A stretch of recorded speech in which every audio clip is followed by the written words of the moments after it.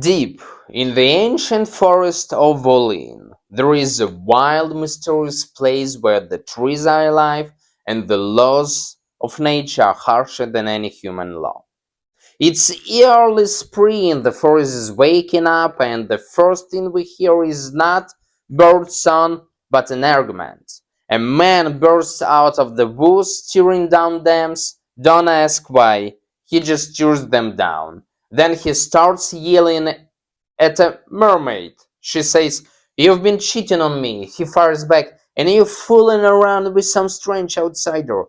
The water goblin joins us, basically saying that he only goes after mermaids, while this one is a slut who got herself involved with some mysterious stranger.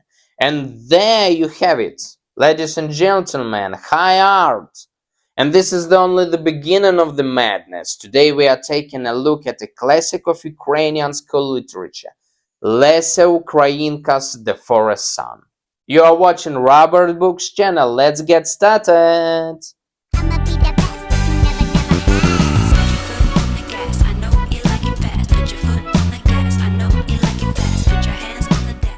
Act 1. The first meeting, love, and the first red flags. The Forest Sun is essentially the story of a forest nymph who falls in love with the guy with flute and ends up paying for it with her life. And as these stories tend to go, the guy turns out to be anything but faithful.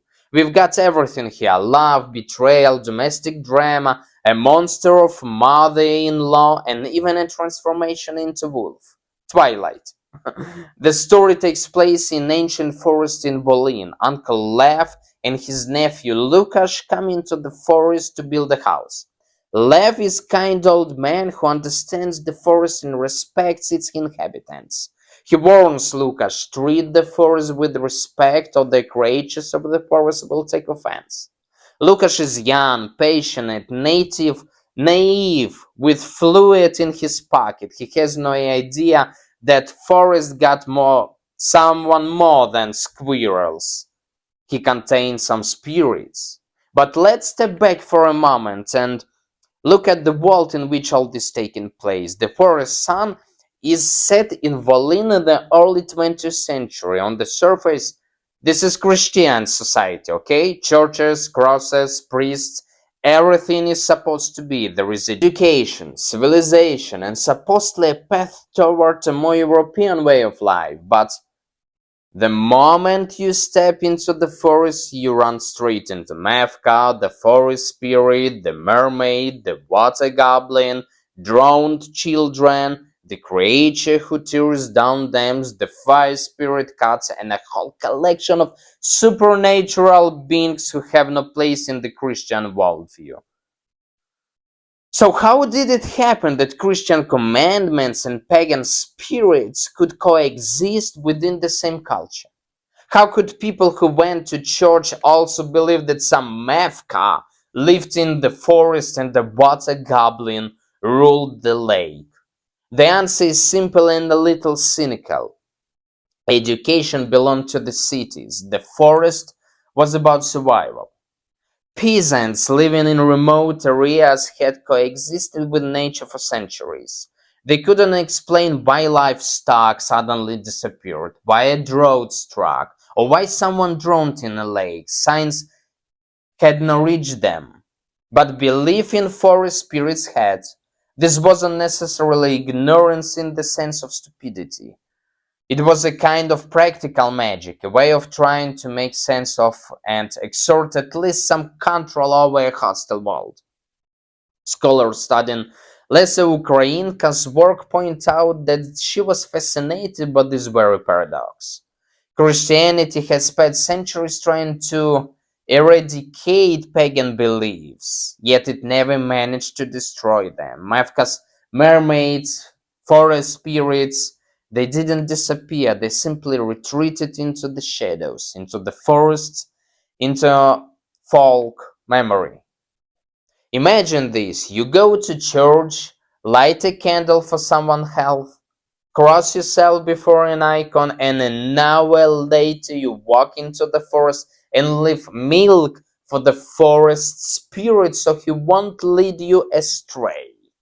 And somehow that doesn't bother you. You live in two worlds at once. One is the official world, Christian, respectable, proper. The other is the real, pagan, living world, where there is someone hiding behind every tree. Lesya Ukrainka, being a highly educated woman herself, understood this contradiction perfectly. She doesn't simply mock people for their superstitions. She shows that these beliefs are part of the soul, something no sermon can simply erase. And Lesya Ukrainka, who herself grew up in Volyn and listened to stories about forest spirits told by Uncle Lev, yes, she actually had an Uncle Lev. One of the characters was also Lev. Doesn't portray the supernatural beings as simply evil. She makes them living, complicated characters. Actually, Lev, it's in Ukrainian, in Russian, it means lion. What's interesting, other author, Ukrainian, Gogol, for example, demonized all these supernatural objects and subjects, when Ukrainka made them just normal. They are also like so human. So when you look at the forest sun, you are not simply looking at the fairy tale, you're looking at a snapshot of the real folk consciousness of the early 20th century. People who were officially considered Christians were still living in a pagan world, where every tree had a soul, every lake had its master, and every illness had its own supernatural explanation. Lukash meets Mavka. Two main characters. Lukash carves a flute out of a piece of reed and starts to play. Mavka emerges from the forest in response to the music. She is a forest maiden, beautiful, changeable, and deeply sensitive to beauty. Just moments earlier, she had been talking to the forest spirit who warned her. Humans are dangerous. They only harm the forest. Stay away from them. But then she hears the music, and that's it. All rational thought goes out the window. She forgets every warning, forgets that she's an immortal forest maiden, and follows the sound. Lukash and his romance. Like, Lukash is about to cut into a birch tree with his knife to collect its sap. Mavka stops him. Don't hurt my sister. Lukash is surprised. He sees this extraordinary young woman and begins talking to her, and to give him credit, Lukash immediately switches into share mode. He doesn't just talk, he lays it on trick. People become husband and wife when they love each other. Clever guy. Straight to the point. He starts talking about love, about how people build homes, get married, make a life together.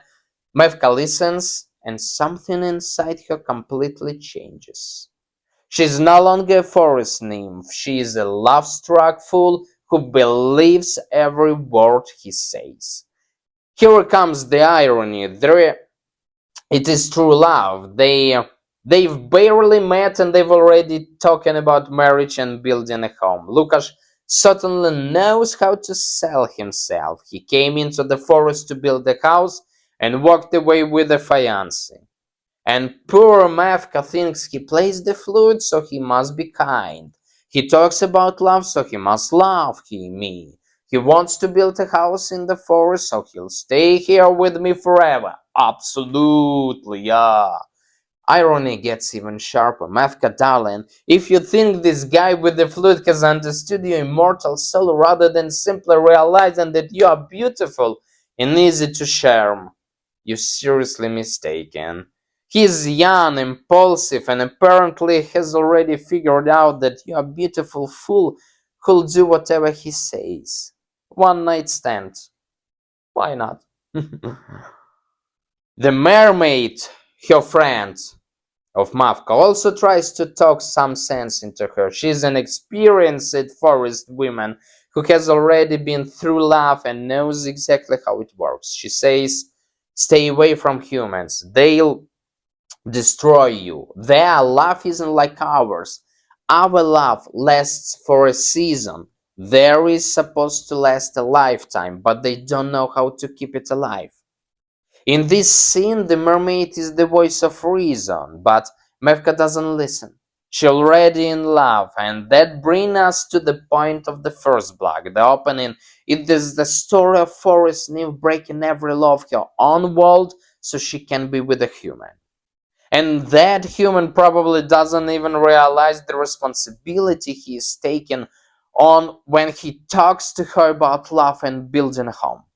He's simply playing his flute while she's already losing her head. Act 2.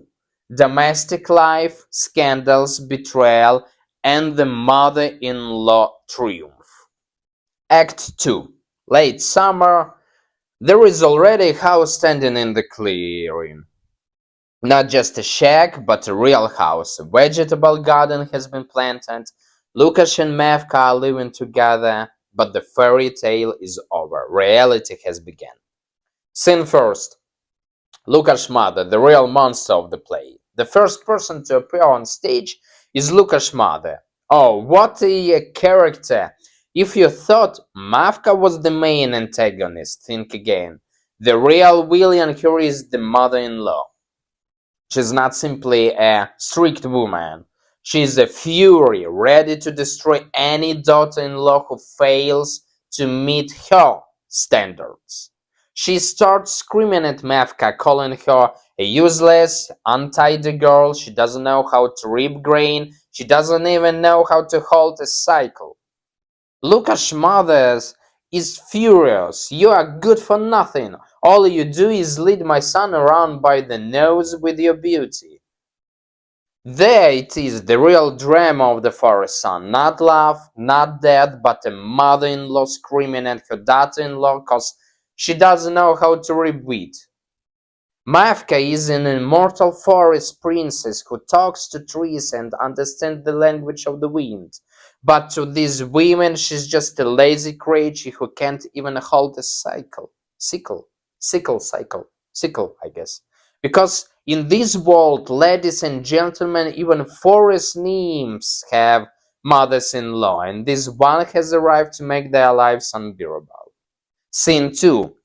Mavka tries to become human. Poor Mavka tries. She goes out into the field and picks up a sickle, but she can't reap because to her she stalks of grain are living creatures. The stalks of grain are living creatures. Yeah, they speaks to her. She hears their voices on how much higher she should be.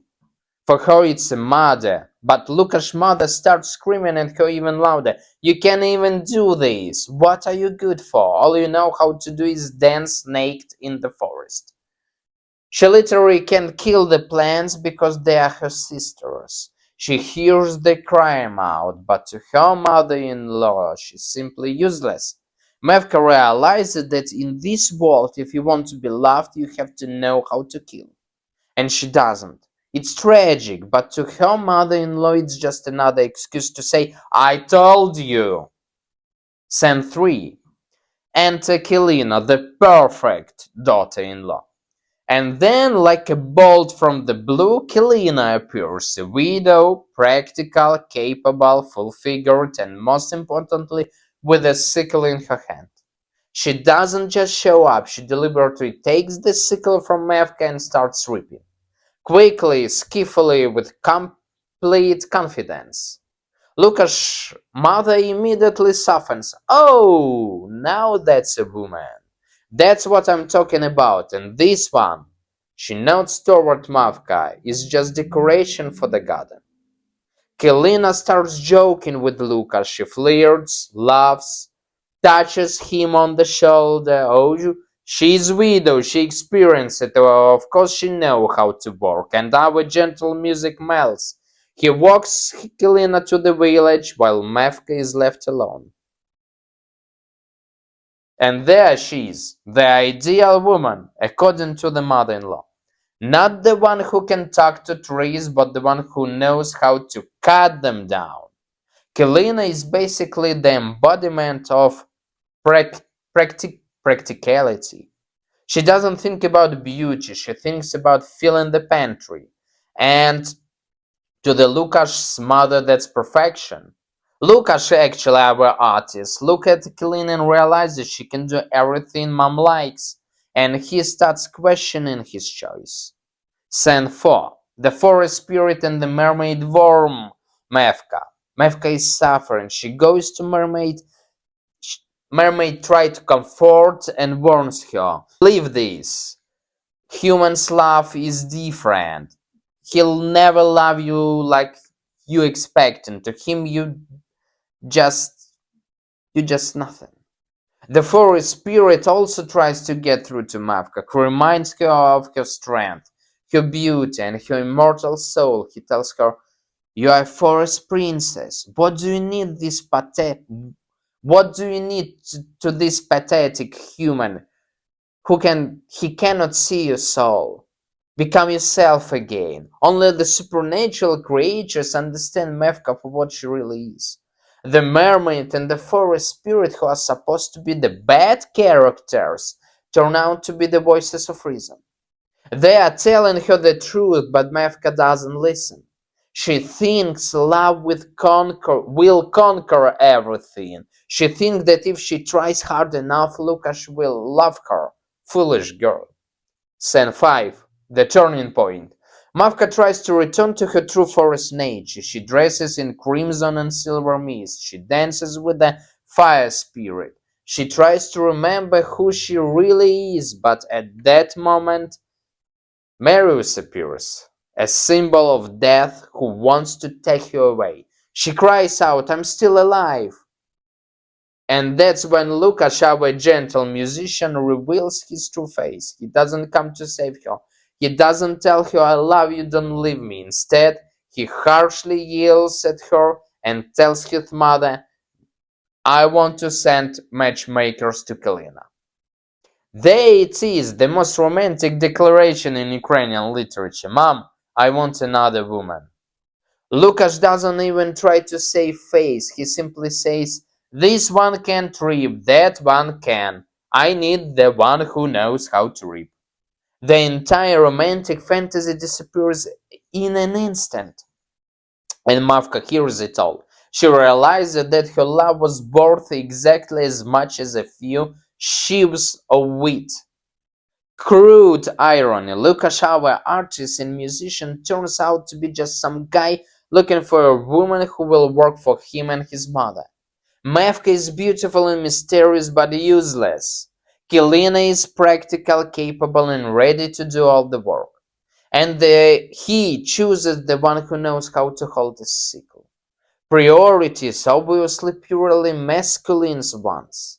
Kylyna knows how to reap and apparently how to keep a man satisfied. So Lukash, you've made your choice, good for you.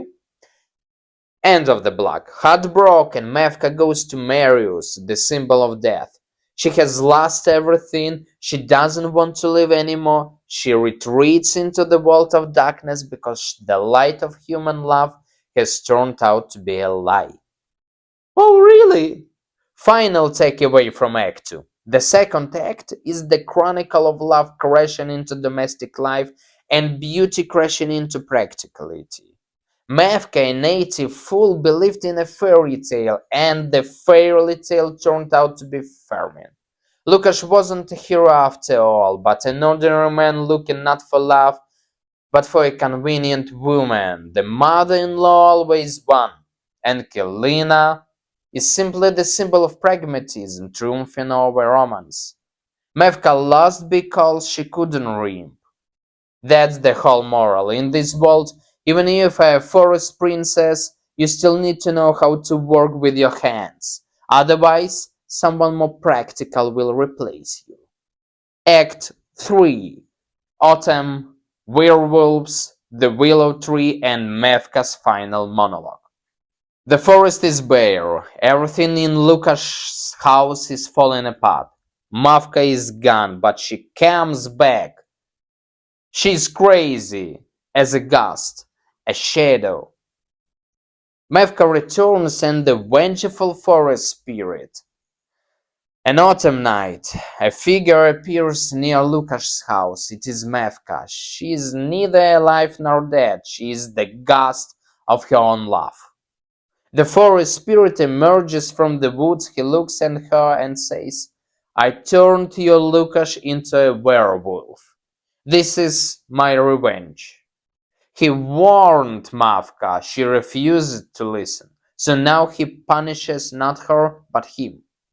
Well, there you have it. Forest justice. The forest spirit isn't just some old guy wearing moss underwear. He's judge, an executioner, and, as it turns out, a hitman, all rolled into one. He didn't torture Mavka, he simply made sure her beloved now runs through the forest at night, howling at the moon. And you know what? Lukash had it coming. He betrayed Mavka, now he's a lone wolf. Literally, but the story doesn't end there. Mavka wants to save Lukash. Can you imagine this? Believe. And this is where things get completely absurd. Mavka, who should by all logic hate Lukash for cheating on her, betraying her, and choosing Kylyna, tells the forest spirit, I want to turn him back into a human. The power of my love can do it. Is she kidding? I guess. Mavka, girl, he betrayed you. He chose another woman because she knows how to harvest grain. He humiliated you in front of the entire village forest, and you know what to and now you want to save him. This is not love anymore. This is a pathology. This is the savior complex in its purest form. She's ready to give up her immortal soul just to turn her eggs back into a human being. Well, if that isn't love, I don't know what is it. I actually know I do. It's stupidity. Lukash runs away from Mavka when he saw her. She reaches out to him, wanted to embrace him, but Lukash, our hero, is terrified of her. He sees Mavka, pale and ghostly, and runs away. He doesn't want to save her, he's simply scared. There she is, the love of his life, and he is terrified of her. He doesn't see salvation in her, he sees a threat. Lukash, who once wanted to build a house in the forest and live there with Mavka, is now running away from her into the darkness. A true hero, what can I say? He would rather be a wolf than be with the woman he betrayed. Because apparently being a wolf is easier than facing the woman you broke. Domestic chaos in Lukash's house. Mavka is searching for Lukash. Things inside the house have completely fallen apart. Kash, the local gossip, appears and explains what's happening. There is a poverty in Lukash's house now. Kylyna and her mother-in-law fight every day. Lukash is hardly ever home. The household is falling apart. So, Kylyna turned out not to be the perfect daughter-in-law her mother-in-law imagined. Apparently, even knowing how to harvest grain doesn't protect you from family drama. But now the mother-in-law is probably thinking, maybe that forest girl wasn't so bad after all. At least she didn't scream at me. But it's too late. The train has left the station. Mavka transformation. Now we reach the climax of the entire tragicomedy. Mavka, poor, exhausted, betrayed, transforms into a dry willow tree. She stands by the roadside, thin, grey, and alone. And then a new character enters the stage, Kylyna's son. A little boy cuts a branch from the willow and turns into a flute. She wanted to be with him forever, Mavka. She got her wish. She became eternal as a flute played by the son of her rival. God, what an ending. Mavka, the immortal forest princess, turned into a musical instrument for a child. And the funniest part, she's actually happy about it. The flute speaks with Mavka's voice, the boy begins to play the flute, and the flute speaks. How sweetly he plays, how deeply he cuts, opening my breast, pulling out to my little heart. Crude irony. You really have to hear this. He cuts my breast and pulls out my little heart. The boy is just playing a flute, Mavka. Are you hearing yourself? You turned into a flute, and now you're complaining that someone is playing you. You wanted this. You wanted to become a part of his life, and you became part of his life as a musical instrument, and you're actually singing about it. Kylyna wants to cut down the willow tree. Kylyna sees that her son is playing a flute that sounds like Mavka's voice. She realizes that this is not just an ordinary flute, and she wants to cut down the willow tree and destroy the last reminder of Mavka. But some other forest spirit protects and saves the tree. Even the forest spirit understands that Mavka is not just a tree, she's a symbol of love, betrayal, and immortality. Kylyna wants to destroy her, but she can't, because Mavka has already become part of the forest. And this forest spirit, who by the way was also in love with Mavka, protects her to the very end. Fate appears. Mavka's final monologue in the final scene, the last figure of fate appears. She points toward the flute. Lukash gave Mavka a soul, but took away her body. Mavka delivers her final deeply dramatic monologue. She does not mourn the loss of her body. She says, "My love is eternal now. I regret nothing. I live in every note, in every breath of wind, in every willow that grows in this forest." And there it is, the Ukrainian version of happy ending. The guy became a wolf, the girl became a tree, his new wife wants to cut down that tree and turn it into a flute, and by the way, her own son is the one playing it. Family bliss. What a beautiful little domestic idyll. Mavka ends by declaring that she is eternal. Well, yeah, eternal in the form of musical instrument that cuts open her breast. Romantic, right? Honestly, the forest song is not a simple fairy tale. It's a hymn to what happened when one forest girl falls hopelessly in love with the man who plays the flute and pays for it with her immortal existence. Lukash, our creator, turns out to be nothing more than a weak, cowardly philanderer who trades magic for a woman with a sickle. So what is the moral of the story? If you are a forest nymph, don't go looking for love among humans. And if you are human, well, just don't be a jerk. And how does it all end? Now, I'm alive, I will live forever. That's what Mavka declares. Alive, yes, in the form of willow tree that gets cut into flutes. What a legacy for Lesya Ukrainka. Absolutely beautiful. Philosophy and hidden meanings. What the forest song is really about. Now we finally get to the point. Because the forest song is not just a story about the love and betrayal, it's a philosophical manifest. Now we are going to look at what Lesya Ukrainka was really trying to say, hiding it behind all those beautiful images of forests and nymphs. At least that's how they present it in literature classes at school, and then you can make your own conclusions.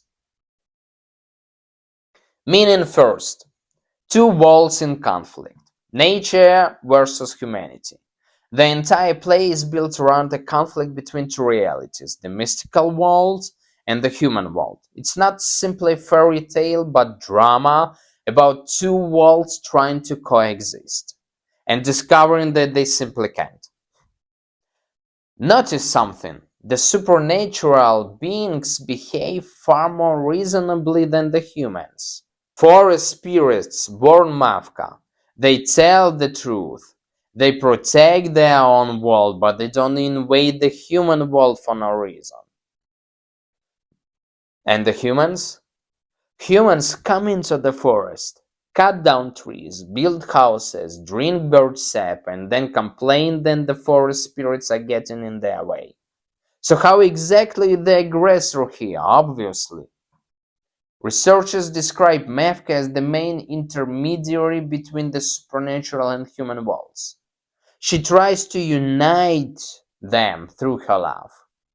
But neither side accepts her. The forest spirits see her as a traitor, the humans see her as a strange, useless, and incapable of walking. She ends up caught between two worlds, and that is her tragedy. Meaning, second, the culture of nature versus the culture of humanity. Lesya Ukrainka shows up not just a conflict between two worlds, but a conflict between two systems of values. Nature, it lives according to the laws of beauty, creativity, and harmony. Mavka cannot harvest grain because to her the stalks are living beings. She hears their voices. To her, a tree is a sister, not construction material. She embodies spiritually beauty and freedom. Humanity. They live according to the laws of usefulness, calculation, and practicality. To Lukash's mother, a daughter-in-law needs to know how to harvest grain, not talk to trees. Kylyna represents earthbound practically and rawness. She doesn't see beauty, she sees usefulness. Mavka is a symbol of culture and creativity, art, when Kylyna is a symbol of pragmatism and self-interest. And Lukash chose second one, because with Kylyna he can build a house and fill the pantry. With Mavka he can really play a flute. And through this, Lesya Ukrainka shows out that humanity, for the happy or maybe unfortunately, will always choose Kylyna, because you need food every single day, while poetry is apparently only for the weekends. Well, we disagree. We need Mavka. We are Team Mavka, yeah. The author contrasts spiritually elevated images with materially grounded ones. And the contrast does not exactly work in humans' favor, because people who choose usefulness over beauty gradually lose the ability to feel beauty at all. Meaning 3. Mavka is a self-portrait of author herself. This is perhaps the most important and powerful meaning of the entire play. Mavka in many ways Lesya Ukrainka herself. We know author suffered from tuberculosis, and the play contains the character of illness, a white female apparition that Hans left. That's direct after biographical metaphor. Lesya saw the meaning of life not in personal happiness, but in something higher. She wrote, "Someone has a spark in their heart, a fire in their soul. It can bring happiness, but something greater and higher than happiness, something for which there is no name in human language." Mavka sacrifices herself for Lukash, for love and for creativity. Lesya sacrificed herself for Ukraine, for literature, and for culture. Well, at least she believed so. She knew she will die soon, but she continued to write. Another meaning. 4. Tragedy of a free woman in man's world. In a more modern interpretation, but valid, Mavka is a woman who does not fit into the patriarchal system. She cannot harvest grain, she doesn't know how to run a household, and she refuses to be convenient. She loves, creates, and lives through her feelings. And the world of men and their mothers rejects her because she is useless.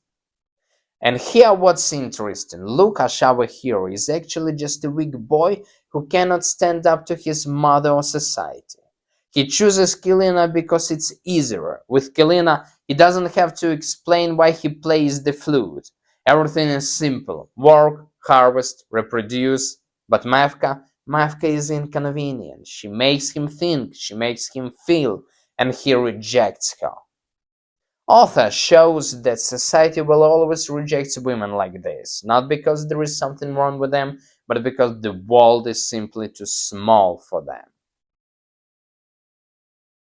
Last meaning, 5. Why the ending is not tragic but life-affirming. Here comes an important philosophical twist. At the end, Mavka becomes a willow tree, and the branch from that willow is turned into flute. And she says, "No, I'm alive, I will live forever."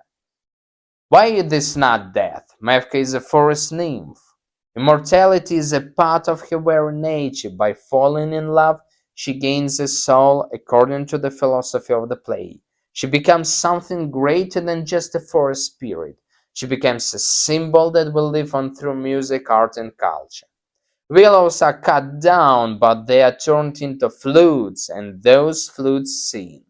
So Mavka didn't die, she simply transformed. She became a flute.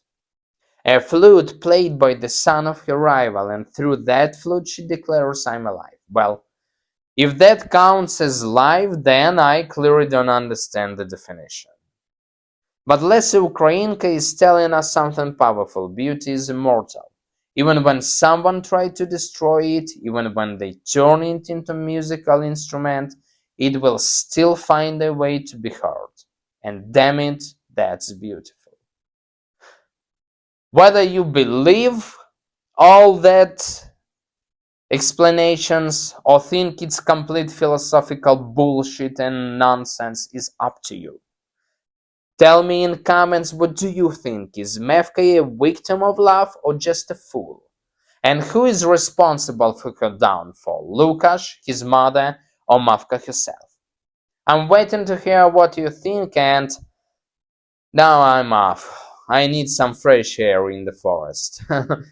Although I'll probably stay away from the willow trees. You'll never know. Anyway, goodbye.